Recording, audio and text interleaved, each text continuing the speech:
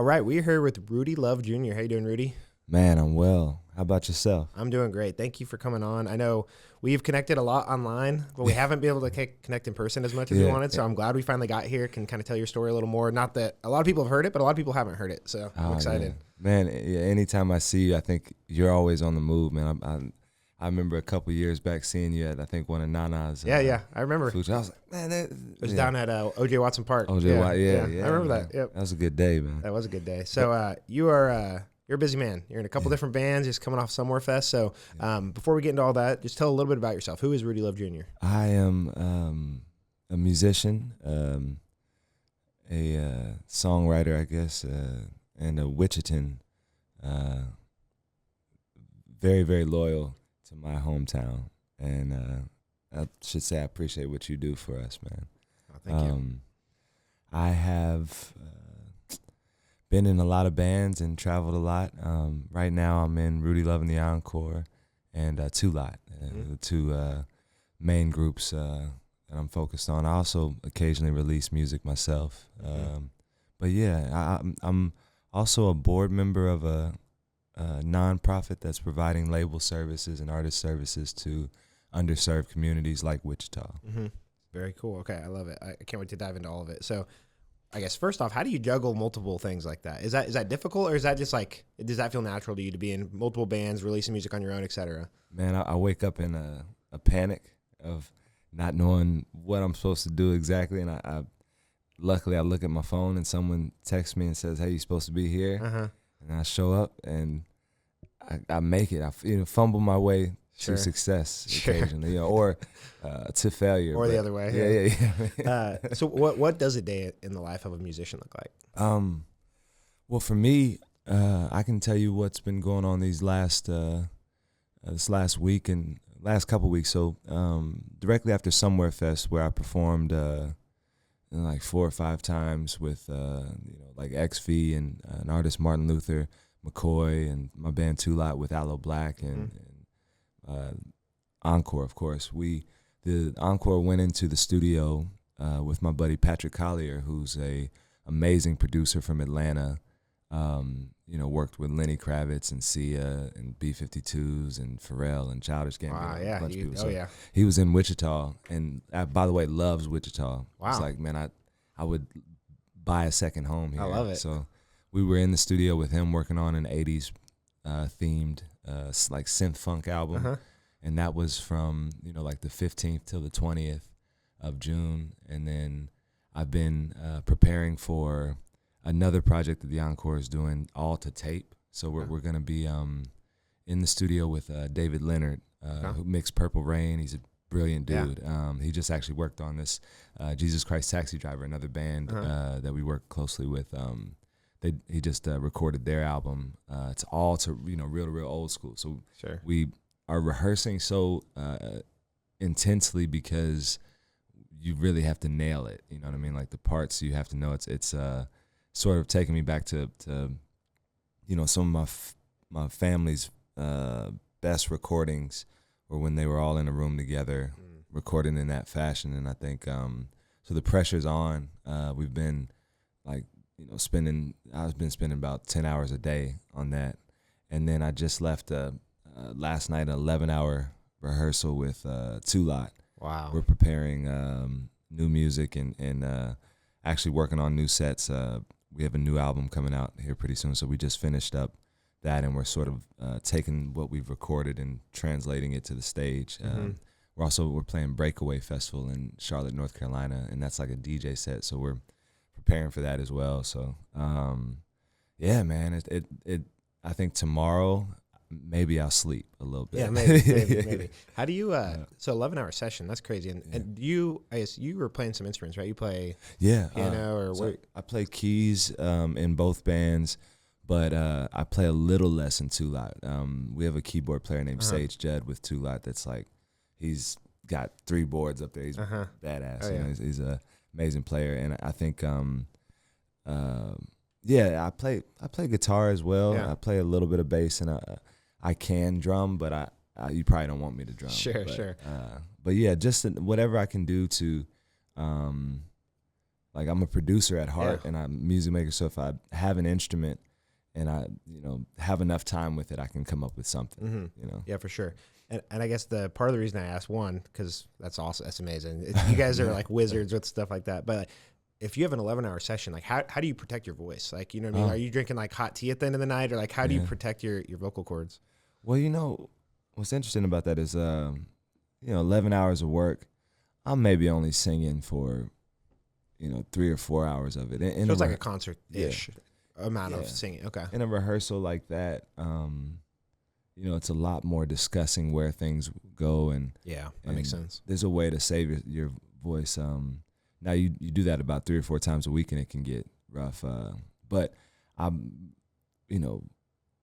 I don't know what my vocal cords look like, but I'm assuming they've been through a lot with, 5 hours at Mort's, 5 times a week I'll be playing in bars in LA and, for years.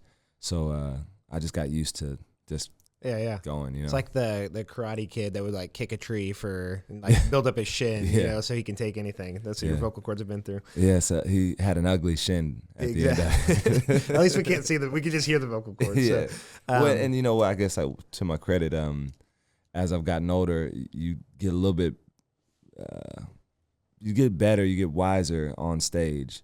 And I think that the age in my voice is something that I've started to like. Yeah. So for sure. Not that I want to just hurt my voice but I kind of like when I sing something and it sounds like I've been through something. It's more layered. And I watched a clip a while back. I think it was Morgan Wallen, and it was comparing like his early days. Yeah. And like he's singing the same song, but then you hear him now. I don't know how long he's been playing. Let's say it's 10 years later. Yeah. Like there's layers to it. It's like you can hear the experience. Yeah, man. Yeah, it's really cool. That was the interesting thing about this last album that the Encore, or I say this new album that the Encore has released, is 11 is, it's a significant number, but it also is, really about the time that we've put into this music. Some of this music was recorded or written 13 years ago. Wow. And so, trying to sing it the same way I sung it back then is it's not going to be the same. So yeah. Again, another is like Justin Bieber. Like he's not singing the songs the same way he was when he was 15. Like he's older now. And so right before this, I asked you, okay, Rudy Love Jr. Yeah. Do you hold on to the Junior? What does that look like? Some people, just depending on that context. Tell me a little bit about why it's important to keep the Junior and just some of your kind of experience growing up with music and everything. Yeah. So my father is Rudy Love Sr. Passed away in 2021. It was a difficult time, but I was lucky enough to get to be with him, that entire year, and we had a lot of conversations just about, how to keep his legacy alive.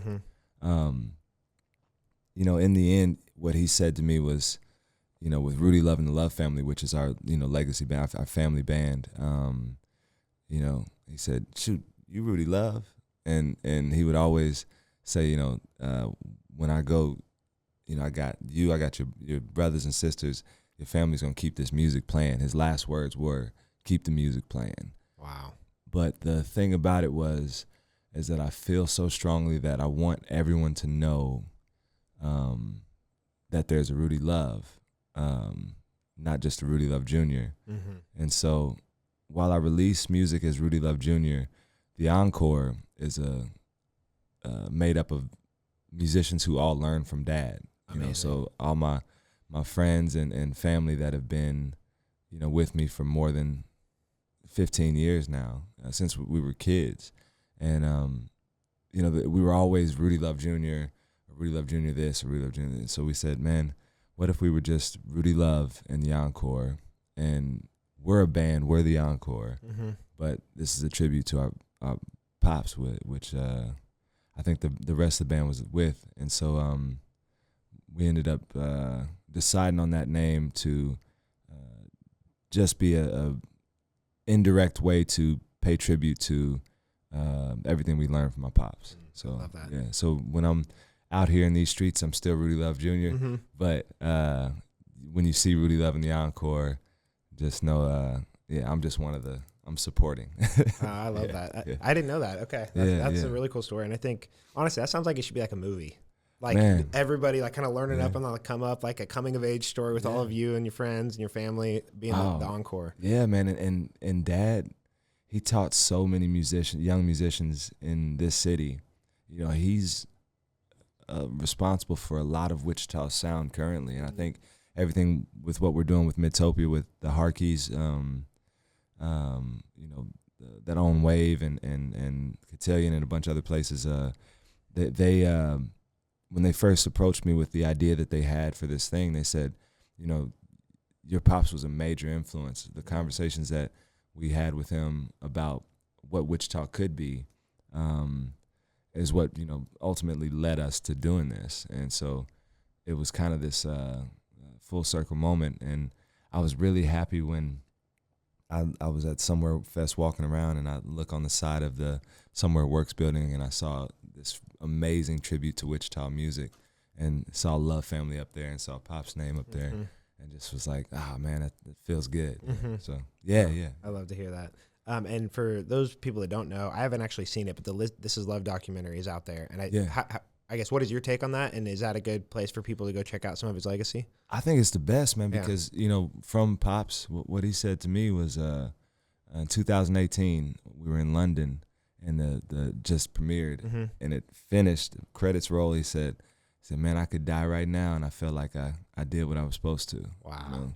And so I think that the directors, John and JC, and the producer, Sean Rhodes, Sean Rhodes was working on that movie for so long that he's an uncle to me, because they started it when I was a little kid, and I've known him my entire life. Wow. You know? So they really dove deep. They couldn't hit everything because it's impossible to hit everything, but they told the story. And I think that that's a great place to start. You know, I think that there's a lot of music that's going to be released of, you know, old archival stuff, which is great. Yeah.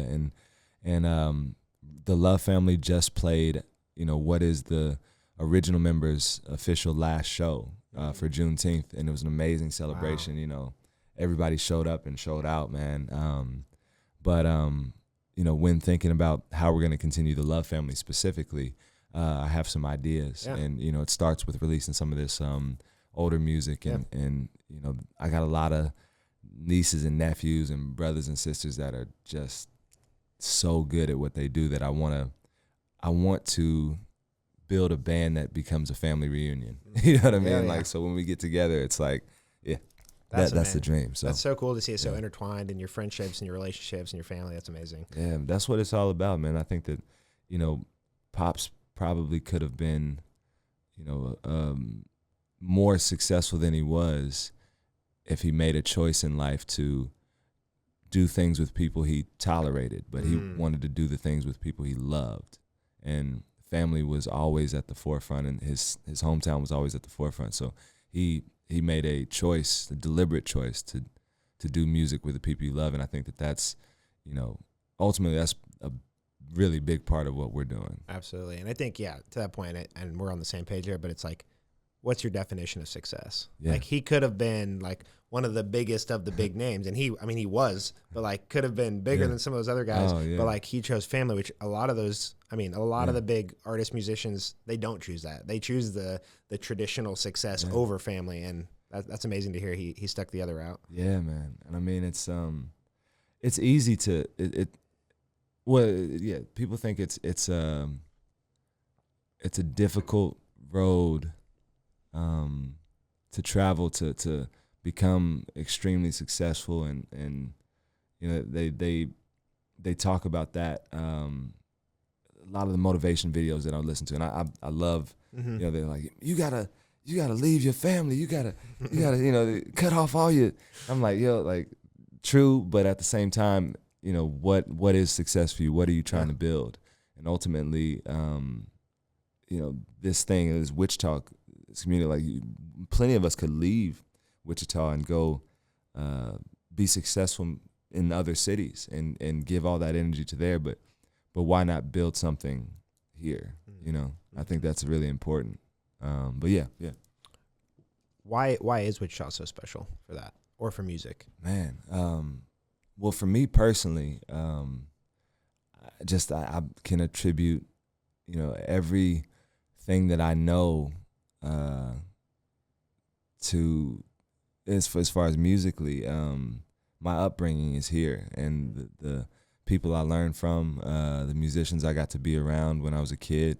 Probably too young to be around them in the bars that I was, able to go in there. Wichita's special, man. I think that there's just I think there's an unusual amount of talent here. It's 400,000 people or however many, but there's more talent. And interestingly enough, there's no barriers as far as the sound and genre bending and blending. I think that that's one of the interesting things is that, Wichita for so long didn't have a specific sound or a trend that they were going for. Over the years, you sort of just start making your own way. And there's a lot of talented artists here that they really don't care what you call the music that they do. It's just music. So I think that's one of the things that's special. I think, just the people, man. The people are special here, and nobody knows. I wouldn't say nobody, but a lot of people don't know. You say Wichita, and they say Kansas City. Right. No, right. Wichita. So the plains. You got some cows out there. Yeah. Or the Wizard of Oz jokes. Yeah. This is a special place, man. So I just, I'm willing to bet everything I have on the idea that once people see how special Wichita is, they'll want to frequent here or maybe even live here. Hopefully not everybody. Yeah, for sure. Well, it's like the producer from Atlanta. Like that's amazing. Like again, if people like you and your bands weren't performing here, didn't stick around here, he's never coming here. He's never going to see the light that Wichita can be. Yeah, that's amazing. Man. Exactly. So how old were you when you started playing? Was it just like as soon as you could walk, you were playing or singing? Nah, man. So I was the toughest thing to admit is that I'm sure this music thing is in my DNA, but it didn't actually show itself in that way. Like when I first started, I remember, I was in the 3rd grade and I was like, I'm gonna try out for this honor choir, and I tried out and I didn't make it. And then I went home and was sad. I went to my mom and said, well, let me sing you a song. And so mom said, okay, go ahead. And I sang and she said, I think you have your mom's voice, not your dad's. And so I was struggling with this, and I think, picking up an instrument was a little bit tougher, but there were moments where I was 11 or 12 and Pop sat me down and taught me 3 chords on the guitar. And because I wanted to be a musician so bad, I got up in front of a bunch of people and played those chords. But it didn't really hit me until I was like 15, where I just started spending hours at a piano. I think there would be times where I would spend about 8 hours, 9 hours just sitting there trying to learn. I got a lesson from my brother. It was one of the best lessons I could have ever gotten. He sat me down. I wanted to play Casey and JoJo's all my life. And so I had heard him play it. He plays it, beautifully. He played the first 3 notes, da da da, and said, "Figure out the rest." And for 2 years, I just sat there trying to figure out that song until I got it. And and then after that, it was choir in high school. Had a choir teacher, Mr. Riley, who was amazing and pushed me even when I probably shouldn't have been in madrigals or any of those things. He pushed me there and didn't just push me to sing. He wanted me to lead and to teach people parts and things like that. And then I turned 18 and Dad had just come back from Las Vegas. He was playing a lot out there, and he said, "Okay, you got a couple of musicians, some buddies of mine that we had started this little group." He said, "Okay, y'all are gonna play for me. I'm gonna take you on. Come play Salina, come play Topeka, go play Oklahoma City." And that first summer of my 18th birthday, I was rehearsing with that band. I just saw some pictures, and our first show was maybe the next day or two after that. and I've been doing it ever since then. So That's amazing. yeah. Man. It's funny you mentioned that. I am by no means a musician, but I first tried to play the guitar, I think it was in 4th grade. Yeah. And so I'd take lessons for 6 months from like one of the elementary school teachers, and then like a few years later kind of stopped playing, and in middle school pick it up, and I picked it up like 4 or 5 times. But it's funny, it's like, man, if I would have kept playing, like that was 20 years ago, I'd be up there with you guys. But it's crazy, like it doesn't always stick though. It might not be the right time, or maybe it's just the mentality's not there, or whatever that is. I think it's natural talent. It ultimately gets you so far. I think hard work can get you. You know, obviously there's folks that are maybe they're just tone deaf or you know they have something that. But I think everyone has something to contribute to music, and I think with AI and everything, we're starting to see that creativity is taking different shapes, and it's about finding. It's actually about the passion. You know, ultimately, because I could tell you if you would have heard me when I was 17, 18, you'd have been like, yeah, I don't know if you're gonna, you know. But I just kept going. I refused to believe, because my biggest goal was to be on the stage with my family. When I was a kid, I would watch them perform and just go, I'm gonna be up there. And there's times where Dad said, you know, I'd be like 12. I said, Dad, I'm ready. And he said, I don't think you're ready, son. Just keep working. And so, yeah, I think that it's the passion, man. And if you decide to pick up a guitar again and it hits you, it's a unmistakable feeling. And you'll just, and sometimes it comes from you needing it. You know, you go through a breakup, you have a, you know, something that hits you, you lose someone. That's why music is so special. I think that's why art is so special, is that it's a, you can just, it's a cup that never gets full. You just keep pouring into it. You know what I mean? So, I love that. Okay, so we talked a little bit about the Encore, a little bit about your journey. Talk about 2LOT a little bit. How did that come to be? Yeah. When did it kind of kick off? So I met, I'd been working with Sage Judd. We, you know, met him, I think, a couple times at different gigs, coffee shops and stuff. And we played something, it must have been like 2021. I had him come play the Snoop Dogg show we did at Wave. And so we were just kind of like hanging. He's a real cool dude. He calls me one time and was like, hey, man, I'm going to jam at this guy's house. You know, come through, man. You know, Miguel Santos, who plays for Tambayo, the salsa group here, he was supposed to be there. You know, he's a bass player. Yeah. And he said, man, I can't make it. So so Sage was like, oh, you know, yeah, come jam. You know, I'm playing keys, but you can jump on key bass or something like that. So I go, this house is, you know, nice, really nice house. And I'm like, man, this is crazy. And Chase Coke walks in. I didn't know, you know, exactly who he was at the time. Picks up a guitar. We say maybe like 2 or 3 words. Hey, man, it's nice to meet you. We start jamming. And Chase had invited Omar Jawar, who was in Wichita because his father was sick with COVID and had, you know, really rapidly, I think over 90 days. It was a tough battle, but he ended up passing away. Yeah. So he was coming up to Wichita to visit his father, and what Chase told him was, man, you know, I got some tequila, I got some drums, let's just go down and, you know, jam. So he had asked, you know, around to find musicians, and so found Sage. Sage invited me.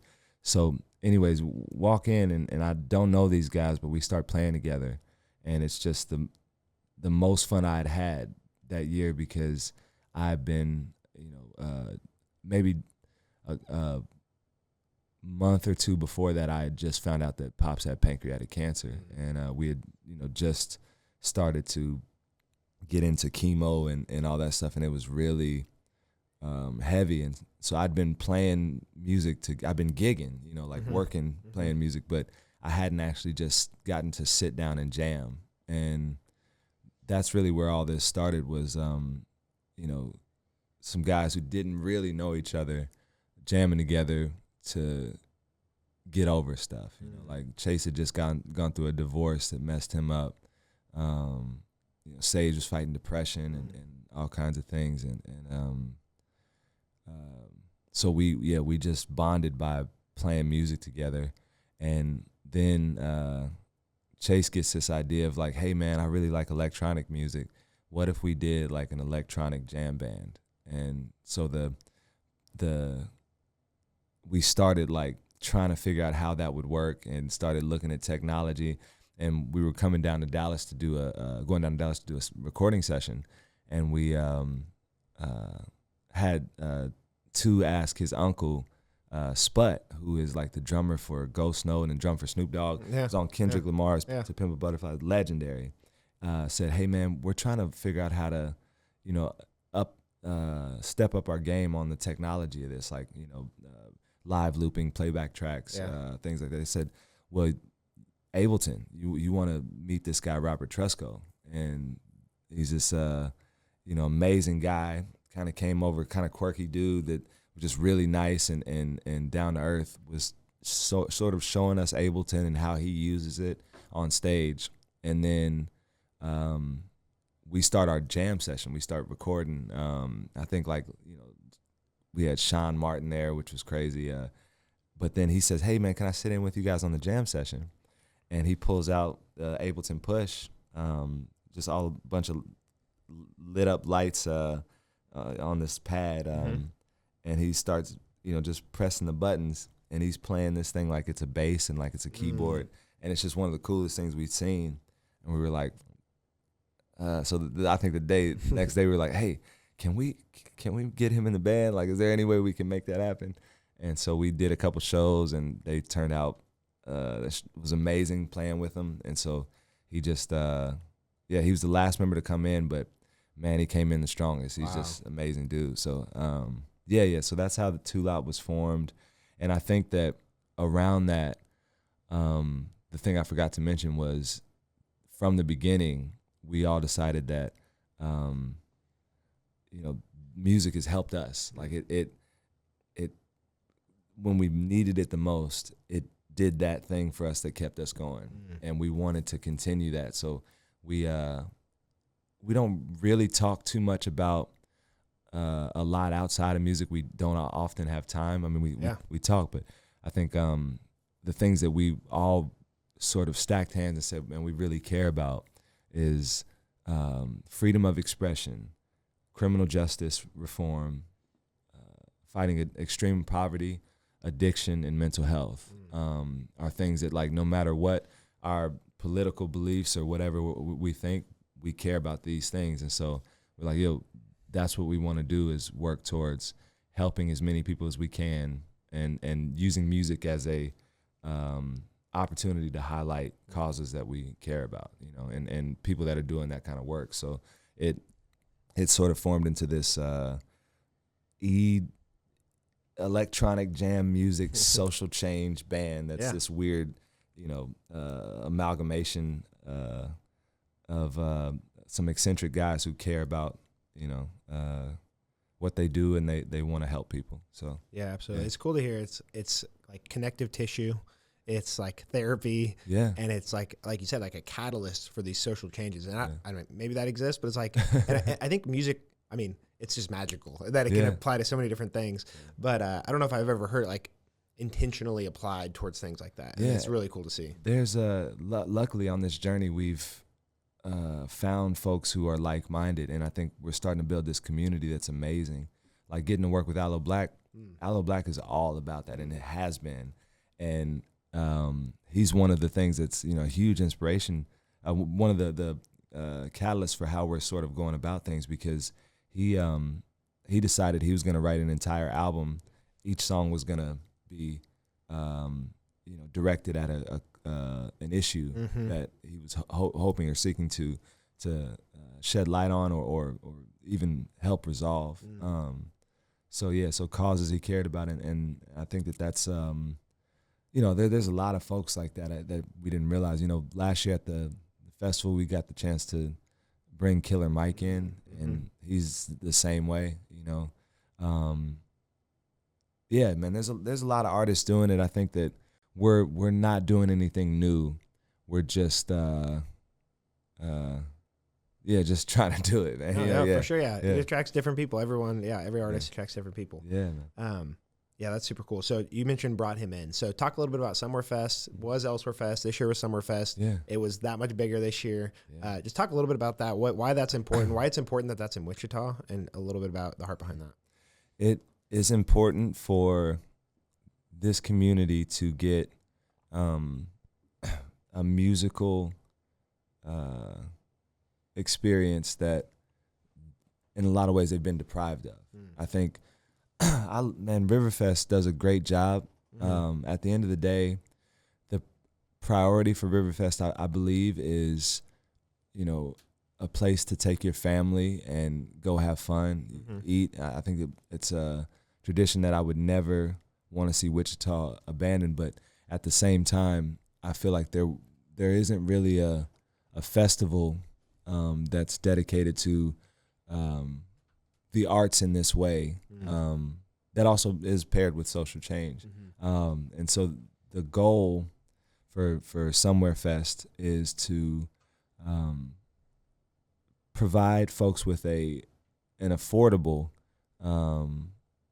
chance to see acts that wouldn't normally be brought here. Also, for us to highlight some of the amazing acts in Wichita and the region that, need to be highlighted. I think, and the goal is for it to not make a profit. The idea is it's a not-for-profit. Like the ticket pricing is the way that we set it up is like, we want to be sustainable. Sure, we want to be able to keep doing this, but we don't want to charge people, $600 for a festival ticket to just make it impossible for them to see it. And I think that's at the heart, what it is about trying to do the same thing that Midtopia is trying to do, the same thing that my father was trying to do, same thing that, 2LOT. And it's all aligned in this really interesting way that's just about, making Wichita a cooler place to live in a more compassionate place. Yeah, absolutely. Right before we started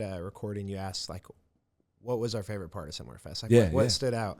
And I think I walked away with a similar impression to last year, just on a bigger scale. But like the first Elsewhere Fest, it was magical seeing how many people were in that stretch. Was it St. Francis in Wichita? Like never seen that. Like Riverfest is awesome. Again, it's a different area by Century 2. A lot of people come out for that. But like seeing that many people on the stretch of St. Francis, like that I've never seen this many, 10, 12,000 people. And then this year I think it was 15,000. It was just really cool. And just seeing like, you got the wave stage and like whatever, there's hip hop going on and you got Big X the Plug over here. And then over here, you got the different types of music. And it was just, I don't know. It was just magical to see. You walk around the corner, there's the skating park and just, I don't know, stuff that you wouldn't expect to see in Wichita is popping up and it just grows a little bit every year. Yeah, man. I mean, this year definitely, it showed me something that I don't think I had seen in Wichita. Just in the folks is like sort of like this the different elements coming together. I think that we've there's been shows when I was a kid I would see like Angelo, man, shout out to A Squared. One of the first hip hop shows I saw was at this skate park in Delano, like old school Delano, back when Barleycorns was over there. And there was, right after they got done, there was I think it was like a metal band. There's always been this sort of, all-inclusive, like, you can find, anybody you can find that's doing art is usually not being exclusionary. You have your exceptions to the rule, but you have people that are just like trying to give their art to somebody. And the people that receive the art they're open as well because they just want art. Yeah. So you saw all these cool combinations and I hadn't quite seen that delivered as effectively as I did there. It's something that where for all intents and purposes people can look at it and be like, oh, this is commercial, this is big wigs trying to tell us what to, but it was so not that. It was Wichita being Wichita in the most Wichita fashion. It was eccentric, man. It's quirky, man. It's like it's and that's what we are, man. I think that a lot of folks were represented. I hope that as the festival grows and as we go everyone feels represented. Yeah, absolutely. So. It was cool. Like I got there early the one day, go watch XV play. I've been listening to him since high school. Yeah, man. I jumped up and did a song with him, man. Yeah, that was awesome, yeah. Dude, he's a legend. He is a legend. Man. He's one guy that I don't think he's ever gotten the flowers he deserves. He's so talented, and he has the voice. Like, it's like not to call it a radio voice, but like it should be a popular voice. It's like that should be. And it is. It's a voice that you've heard, What's interesting about him, and I mean, this has to do with our geography, is like his story is a lot like Pop's, and a lot like mine in a way, a lot like a lot of artists who he's been at it. He's been doing it on, whatever you think is the highest level. Yes, he's been there, and you've probably heard his music, but there's this thing where because of the way that he lived or where he lived, or it just, folks don't appreciate it in the way that I think that they should.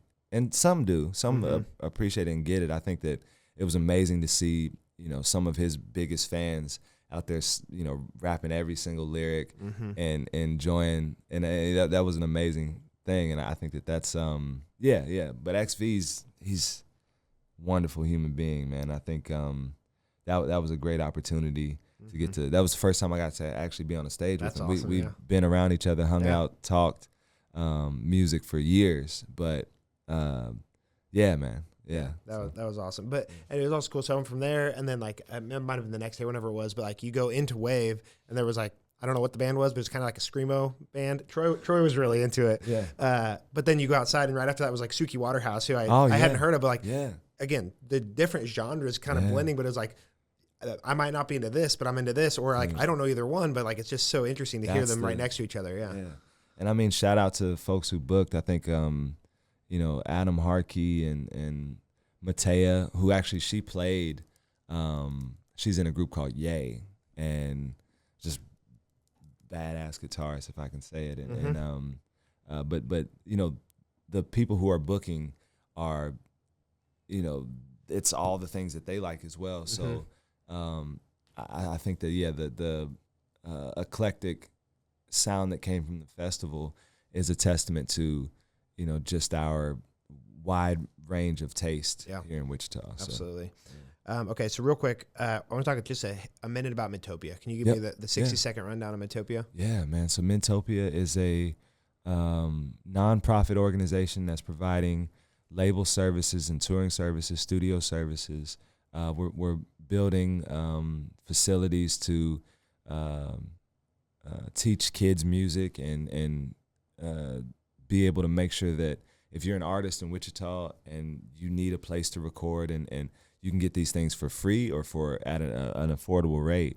And what it's done for me is it's allowed me to build this band, Rudy Love The Encore. They've worked on all of our projects. We just recently released an album exclusively on vinyl called It's 11, and the concept behind that is Buy Before You Stream, which is an initiative from Midtopia. The idea is to get artists to sustainability. I've been lucky in that, I've been able to gig my entire life. I was taught by my pops how to make a living as a musician. But even as that, there's been challenges, and especially being in Wichita, it's always been challenging to be a full-time musician or a full-time artist. And the dream for Midtopia is to make sure that we can make that dream happen for more people. And that also includes the music worker side of it as well. I think it's you can't have just the artist, otherwise the industry will not work. It takes engineers, producers, folks that know what they're doing as far as marketing. You're a whiz at social media. You know how important it is. I think learning the business side of it, man, just learning what splits and contracts and understanding what publishing is, all these things that sort of we used to have to go out to LA or go to Nashville, go to Atlanta or New York and sit while folks who were, sort of gatekeeping this information would be like, you know, I got the key to the, oh yeah, and you stay right there. Maybe you get in, and what we want to do is open up that gate and just give information as freely as we can in an attempt to make to level the playing field, you know. And it's not malicious. I mean, we're not trying to see. Well, I don't want to see anyone deprived of opportunities. I just want more opportunities here. That's a great way to put it. The new album, 11. Talk just a minute about that. I think it's on vinyl. So I don't have a record player, but I might go buy the vinyl because that's awesome. But, man. Talk a little bit about that and the decision behind that. Well, I'll tell you what. If you buy one, I'll send you the album to download so you can listen to the other thing too. But I would suggest, man, you want to buy some vinyl or buy a record player because the releases that are coming just this year from Midtopia, it's crazy. So buy before you stream is this idea that for every 15 to 20,000 streams that we receive as artists, that's equal to basically one album purchase. You know, so that's wild. I need you to stream my music 15,000 times in order to make what I would make off of just you buying one physical copy. So it's an attempt to take back the artist's ownership with their relationship with the people that actually listen to their music, because there's, you know, historically record labels have always had, you know, sort of middlemen. The music industry is built with, like, you have to pay this person to pay this person to pay this person to, you know, release your music. And DSPs have done a great job of, like, you know, now I can just upload a song and it's great, but, you know, it essentially makes music free, which I think in a lot of ways is okay. We're not going to, you know, the genie is out of the bottle. We're never going to go back to the way that things were. Right. But there has to be, if I'm looking at my art as I want to make a living off of it, I have to find the people that care about what I'm doing. I have to make a real relationship with them and develop trust in that I'm going to deliver something that's going to be exciting and of good quality. And then if they choose to pay me for it, they have to know the way to pay me for that art. And so this is just an attempt to, like this is a thing. And, you know, I mean, I think there's other things like that are really cool. I think the guy from Scary Pockets did, was it Patreon? There's all these different things where people are trying to take back the ownership with their listeners or viewers or whatever it is. And so this is just another, and it's kind of cool because we got Jack White's pressing company to partner with us on a Third Man pressing. That's cool. And yeah, so 11, sorry. That album is gonna be streaming on July 11th everywhere, but for the next 10 days or however many days when you're watching this podcast, it's available exclusively on vinyl. So, and that, you know, it presents challenges. It means that, you know, you either have to order it, which vinyl shipping is a difficult thing, or we're delivering it to you, or you're picking it up at a show. But what it's done is, like, I get to have these, you know, I haven't felt this way since I was a kid making music, because, like, I get to hand you a copy of my thing, and I get to be nervous about whether you're gonna like it or not, and I get to see, you know, it's this great thing, man. I think that is missing in today.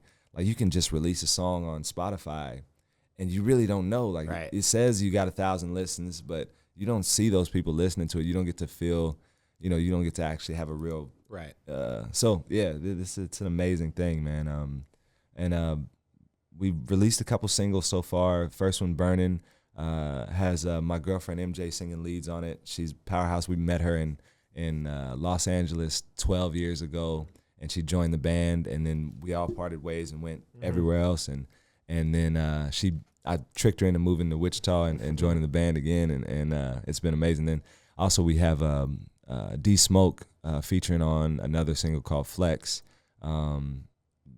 Amazingly talented dude. So lucky that he was available to be able to work on that with us. And then the full album comes out July 11th. We're doing a tour, going up north, hitting Chicago and I think Milwaukee and Madison and Minneapolis and some other places this next month. And yeah, it's it's really exciting stuff, man. I love it. Let's make it real easy. Where can people buy it, either online or in person here in Wichita? Buybeforeyoustream.com is a good way. RudyLove.com is the hub for Love Family Music, and you can find our music there. You can also figure out how to find other releases as well. The Spectrum Music. Yep. Adam, shout out to Adam over there, man. Thank you. You can go to the record store and actually pick it up, which is really cool. You can call me or text me if you have my number, or you can hit me up on social media, and I might just drop in and hand it to you. We also have if you don't trust us and want to just test the waters, we got a 7-inch with 2 of the singles on it. Awesome, yeah. That you can buy for $10, which is half of that. So there's that available too. So yeah. Awesome. Well, yeah. I feel like I could just keep talking to you all day about this stuff. We'll definitely do a second episode. But the last question, and you've touched on this a little bit already, but last question that I ask everybody is, what does Wichita mean to you? Ooh.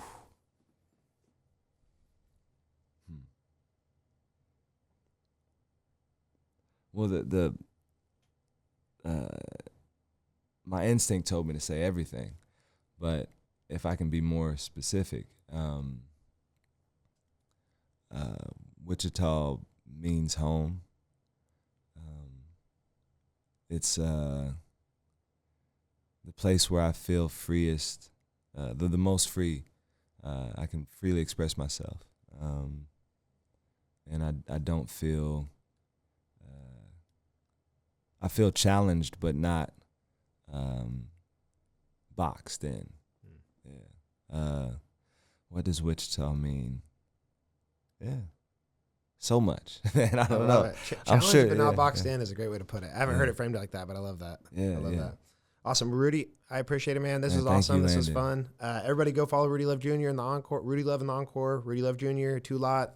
Go buy some vinyl. Check him out on tour. He's always playing around town somewhere. So yeah, I'm gonna be. Yeah, for sure. Well, appreciate it, sir. Thank you. Thank you, man.